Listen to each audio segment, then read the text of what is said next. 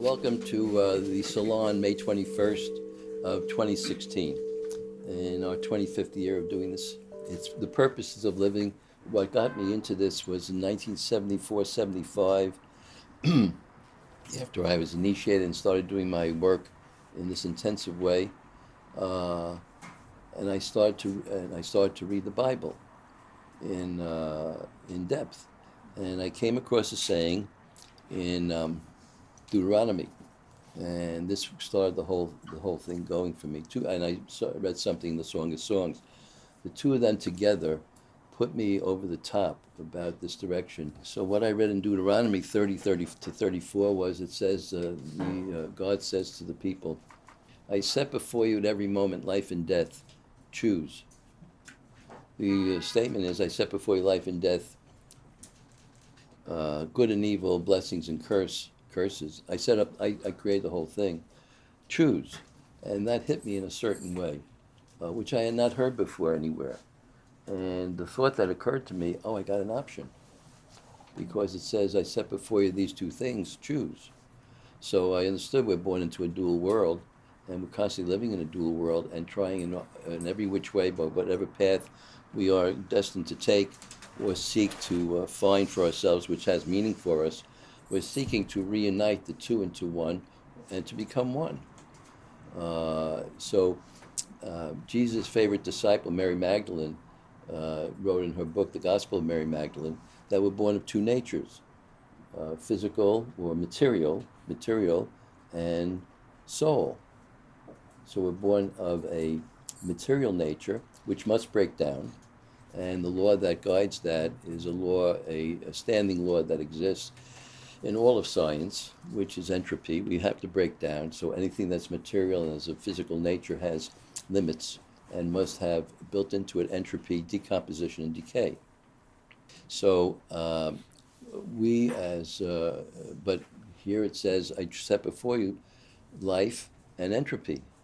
We must decompose, but what's this life? We got a choice. So I started to investigate that we have a choice. I have to look into the choice. That means I can live, because it says after that, choose life so you and your descendants may live. Well, I figured that the isness wasn't whistling Dixie and was saying something that had something deeply profound about it, that I could choose life and endlessly choose life. And can I keep going and keep? And if what happens if I keep choosing life? And then, of course, out of that came the teaching that you're walking down a road, and a nice country road, and you come to a fork in the road. And there's this nice, in the country settings, you have these nice stakes, these wooden stakes in the ground with these wooden signs.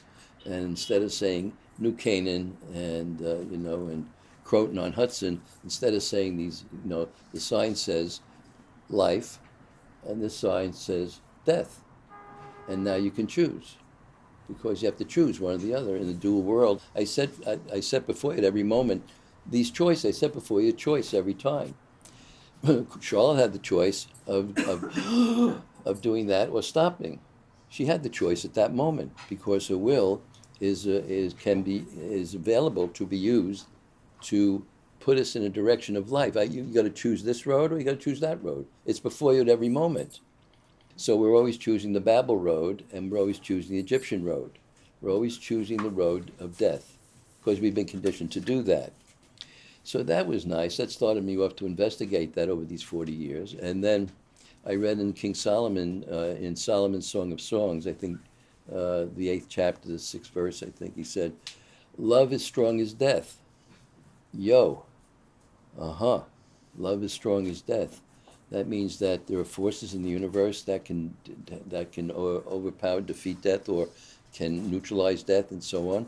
So that was really powerful to read that.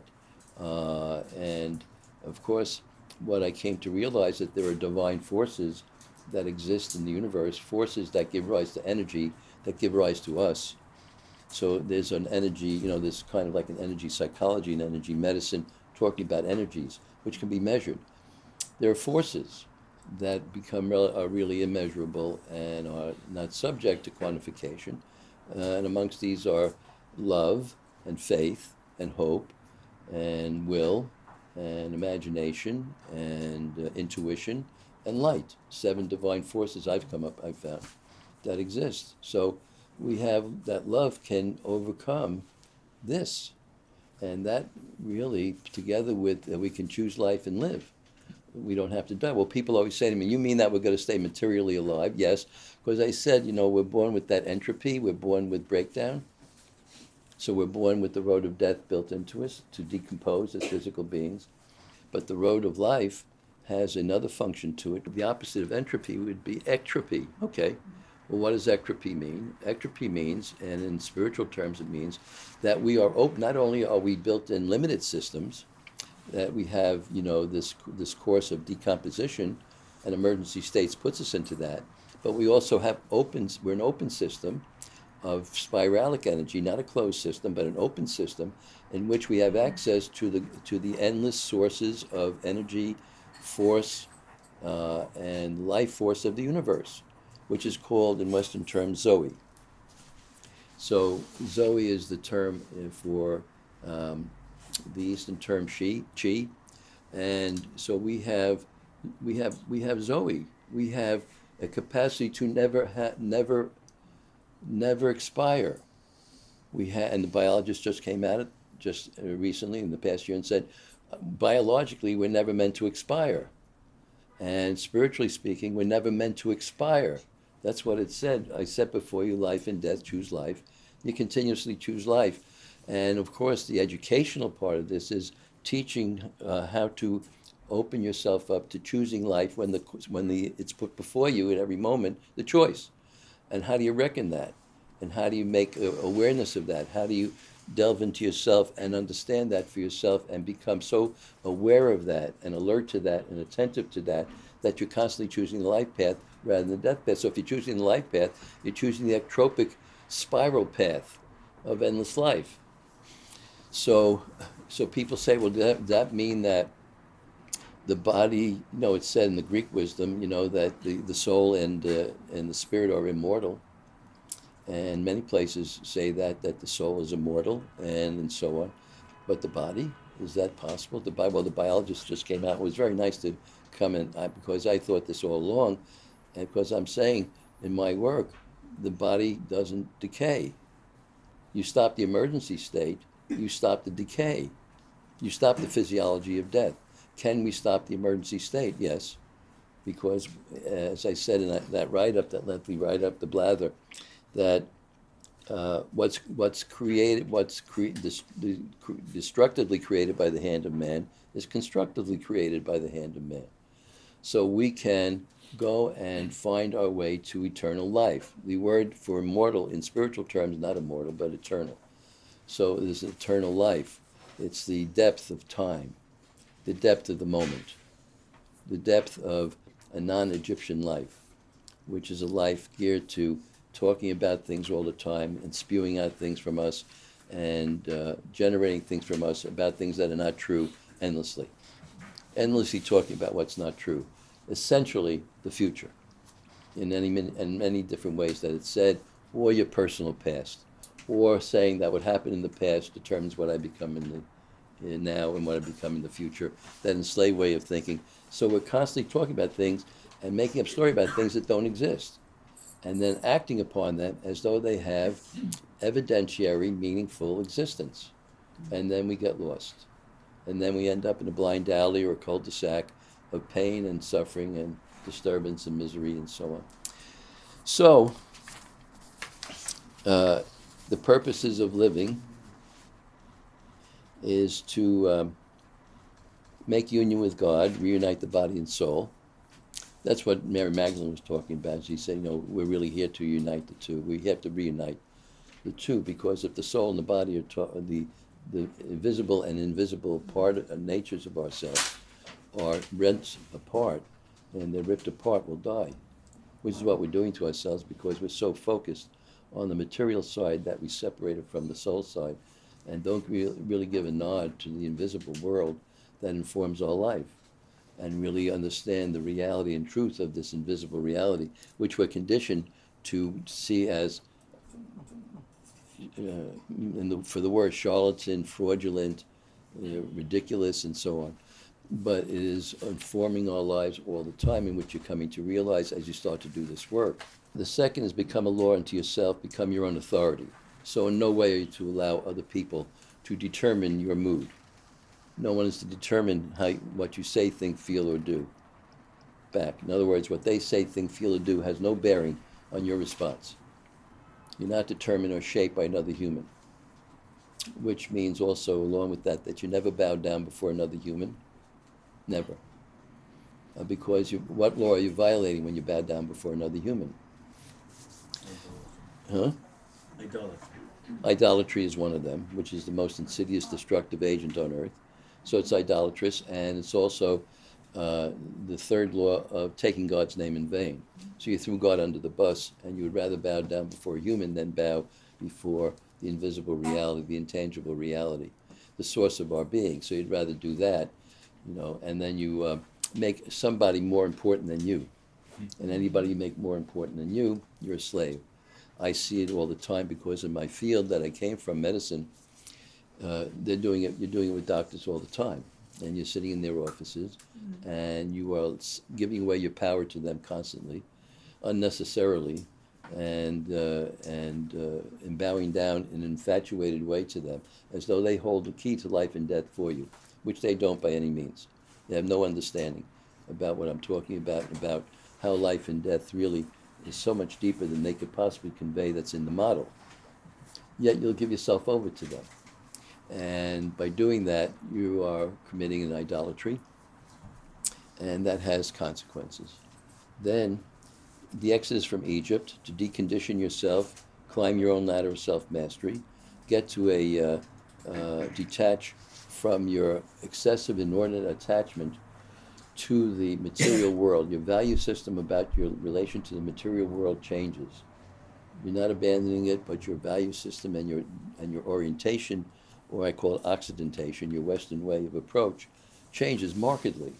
So Mary Magdalene said in her gospel for her, and that's just part of the story. But she said for her, the singular era of human existence, she said, was attachment to material life.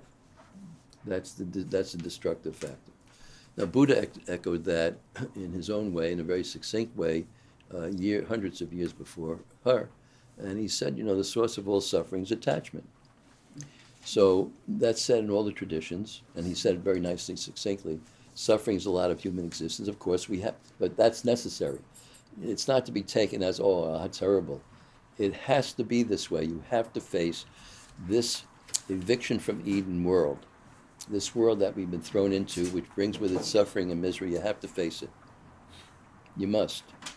And you have to then face it in the way we're talking about, with a gratuitous feeling, a loving feeling, giving of yourself, and not needing anything, not needing to get a reward, and many other things we teach, that you're giving yourself a different, not emergency state, and we fall into it, we lapse into it, but we can catch ourselves and reconstitute and reorder ourselves, as long as you're aware and you begin to develop this big eye of Horus, this all-seeing eye, that carries with it so much knowing, that you can become so knowing about yourself and others and so on. I'm going to read you something about that in a moment, akin to that. And then discover who I am, where am I, and what's going on here. So you have to know who you are. Who is the self you're really talking about? Who is this self that you're alluding to? Is it this self that has arrogated to itself the knowledge and usurped for itself the knowledge and power of God, the vain self, the fundamental error, moral error of Western life, of the Western system, that you are morally holding yourself up to be God, to be the intangible reality, and making yourself the substitute for the intangible, invisible reality? Who am I? And that's true in the Eastern traditions as well, always asking that question. What is this world? What's going on here? What's the games that are being played here? What's the wool that's being pulled over my face, my head, in this everyday life that I'm facing, that brings with me so much conflict and disturbance? What's carrying on here? What am I doing about it? What am I doing about political institution, as you're seeing it going on now, which people are feeling so helpless and hapless about, and facing what they feel to be ominous threats to what's going on here, and so on. The medical institution, which is breaking down and cannot find the cause, they cannot find ways to heal chronic illness. They cannot. They've tried for years and years, decades and decades, billions of dollars, with no results that are meaningful. None. So, become a servant of God. So, here to do the work, and you're the agent that God is speaking through. And live Rabbi Hillel's dictum 2,000 years ago. If I am not for me, who will be for me? Meaning you come first, not selfishly, but be kind to yourself, love yourself, be respectful to yourself, be generous to yourself, be good to yourself, seek to share yourself with others, but always be looking for your way of being a giving person, but not to harm or injure yourself. So, but you're not selfish, you're not vain, you're not creating a false image of yourself and putting it out into the world. The second one of his dictums is, if I am only for myself, what am I? Of course, because when you learn all this, you become a servant and you're teaching. So you're giving it out to others. Whatever you're learning here, you must teach. That's the Western tradition is based on that you must teach what you learn. You have to. No matter if it's to your family members, but not to impose it on them, but some way or another, people around you who may come and learn in a way that's unknown to you now, that will come and will open up. And wherever there are two people or three people together and learning, it's a school. So you've opened up your own school. Could be friends. Could be a casual conversation at lunch. So like, who should pick up the bill? And you can have a very nice spiritual conversation about that. Generally speaking, I'll make it so I don't. Okay, so because I'm gratuitous. Okay, I'll leave the gratuity. Okay. So you're taking on a teaching spiritual life, and then you're becoming human. And what we mean by human is you're becoming considerate, harmless, humane, meaning that one of the two great contributions that were made by the monotheistic tradition in the world, two major contributions, one of which was conscience. We brought conscience into the world. The monotheistic tradition brought conscience. The care and consideration of the other, the feeling for the plight of the other, wanting to love the other, and to seek to find ways for the benefit of others in any given way, manner, shape, or form you can. So you're humane. That was one of the great contributions. The second was the gift of the 10 laws. That's the laws, the spiritual laws by which we live.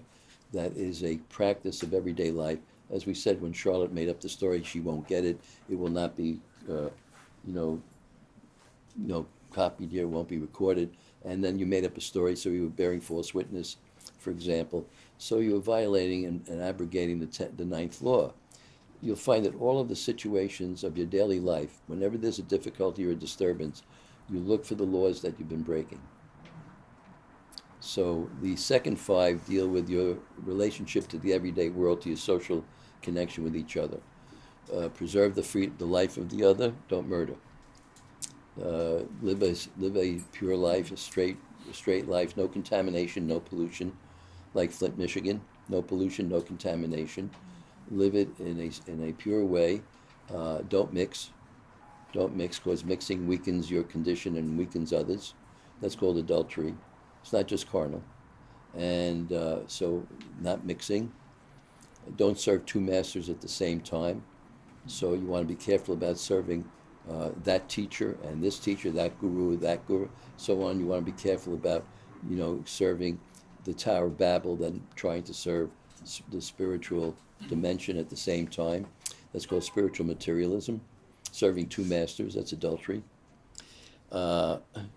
Being gratuitous, that is giving freely, genuinely, genially, without the need to get anything back, which are also the elements for loving, to love. And so loving, truthful, divinely inspired, so that you're giving that nod to the soul side, and to the messages that come through the soul side to us, and living by them and letting them inform your life and making a beneficial contribution to others. Making contributions to others. You're giving to others. So what's this purpose that's built into these purposes? All these teachings have to do with inhibiting thinking. There are 4 ways of thinking. Discursive thought, which is this verbal thought we're talking now, discursive thinking, which is going on internally. If it doesn't get recorded, I won't be able to get it. That went on internally. So we all share that. We're listening and we're attentive to this internal chatter that's going on about things that don't exist, constantly. So we have that internal discursive inward chatter. Then we have the chatter with each other. If the check doesn't come, then I'll be thrown out of my apartment. So we get into the if then, that destructive phrase of the future. If this, then that. And now I'm in the future about that. But then the response is, yeah, but everything is possible. You're not, so it's not impossible that you'll stay there regardless of whether the check comes or not, and so on. So there are all kinds of things can happen. So that's discursive thinking. Then there's sensory thinking. You think with your senses. So you touch, you taste, you smell, you see, you hear. That's all sensory. You explore your world through your sensory phenomenon. That's sensory thinking. So then the discursive one needs to be inhibited.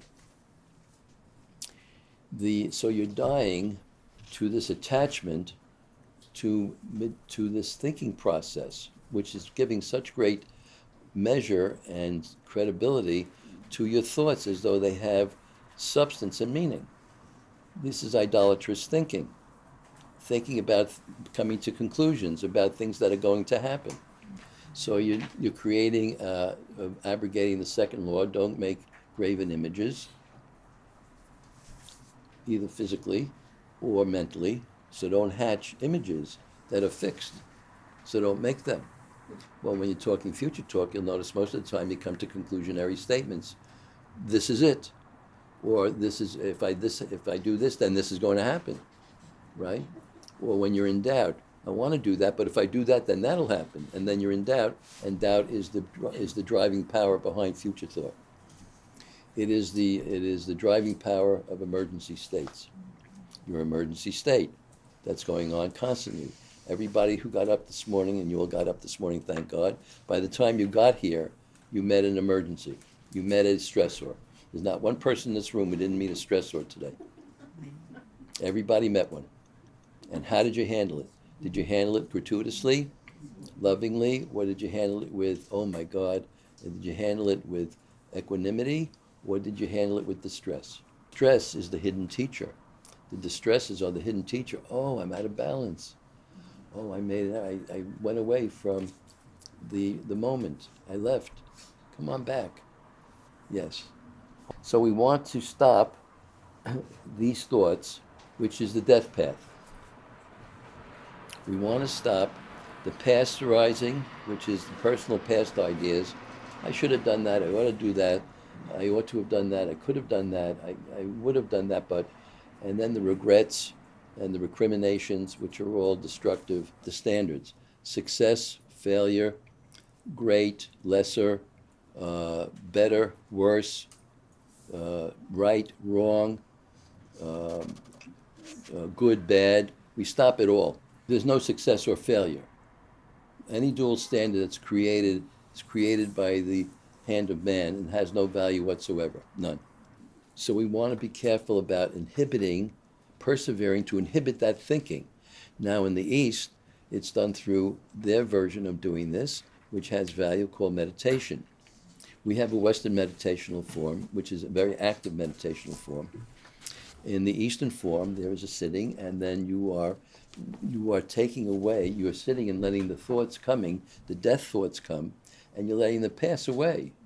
So you're not attaching to it. And Buddha said the source of all suffering is attached. Don't attach to these thoughts, because this is all death-laden thoughts. They're all about things that are showing your ignorance. In the Eastern dimension, it's an issue of ignorance. You mistake your finger for the moon. You make perceptual and conceptual errors. You're making mistakes. You're ignorant. and you have to reverse this ignorance, and then by stopping these thoughts, you reach your level, as he says, Carpenter, below, above, and beyond our ordinary consciousness, and you find this vastness of isness, the oneness that these talks about, the vast oneness, which also is the Western point as well. So you meet this vast oneness of existence, the eternity of isness, the eternity of time, the depth of time in the moment, in this infinitude of spatial isness. So what we want to do is we want to die to death. We want to die to death and annihilate annihilation. And by dying to death and annihilating annihilation, we live. What are other methods? Well, one of the ways I teach, along with all of this, using your will, as we're doing here, to inhibit thought. So we're asking you to stop. Use the right source of the right action, the right source of will, the right use of will. Stop running into the future. And you'll be quite aware that you're doing this. You'll hear conversations of yourself talking with people. And most of what you hear from everybody is about the future, or what he did to me, and what the past was, and what happened to me, and the content of your consciousness. You're talking about all those things that happened, that are finished, over, ended, buried, dead, gone, don't exist anymore. Stop and stay in the moment of this transcendent freedom movement that we call the vertical reality. The vertical reality. The one that takes you out of time and space. So the imagery process is thinking, another form of thought, not in time and space. You're using you're inhabiting a world, a dimensional world that doesn't exist through the laws of time and space. It's a non-time bound existence. And you're making self-discovery because you're a subject coming to know yourself. Charlotte is a subject coming to know herself as subject Charlotte by subjective means, by delving inside, going inward, and finding other dimensional realities that exist in this great, vast, invisible realm. That's endless, this endless infinitude that's populated by beings. Certainly in the West, angels, archangels, cherubim, seraphim, principalities, virtues, dominions, all kinds of beings are existing everywhere. They're all around us. They're all over the place. They're all here. So we're here to really make access to these worlds by delving into self. So then learning to become the agent of your own healing, and you become your own salvific figure to know all of this. And so it's all made available, and this process of the imagery is something that's been given to us as an inherent birthright that's possible for us all to do. And then the fourth way is intuition, which is the grand way of knowing, through receiving the messages from the invisible reality and passing through the noise that's cluttering like the sirens we hear all around us, and the noise of this inner chatter and everything, and the noise of the outside suggestions. You got to buy this, and you got to attach to that, and you better go do this, because if you don't, then the blah blah blah, and you better get in on that great big sale, because, and you're hearing all the noise coming from the media, and all of that, etc., which is really agents for all of that noise, and so on. So we're learning to inhibit thought in ways that it needs to be discursive, the primary way that we must inhibit, and to stop the sensory search to acquire material goods inordinately. This inordinate attachment, this singular attachment to the material world at the expense of the soul world. Wow.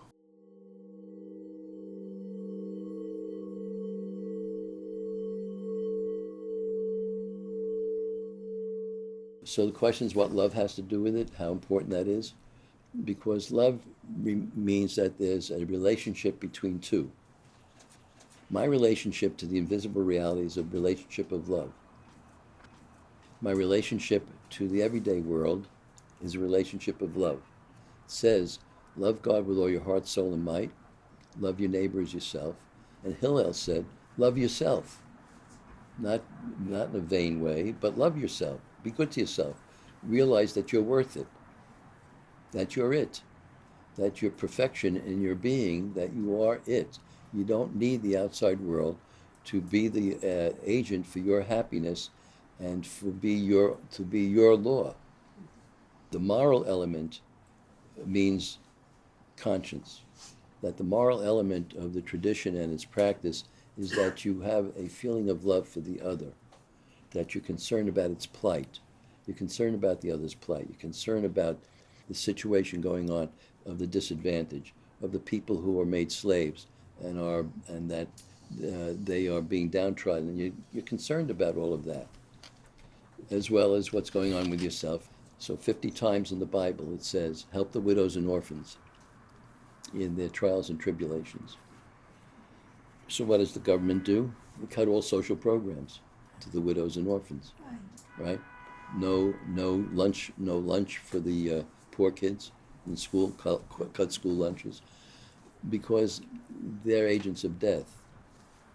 So we're living in a world in which we're stopping the death movement of ourselves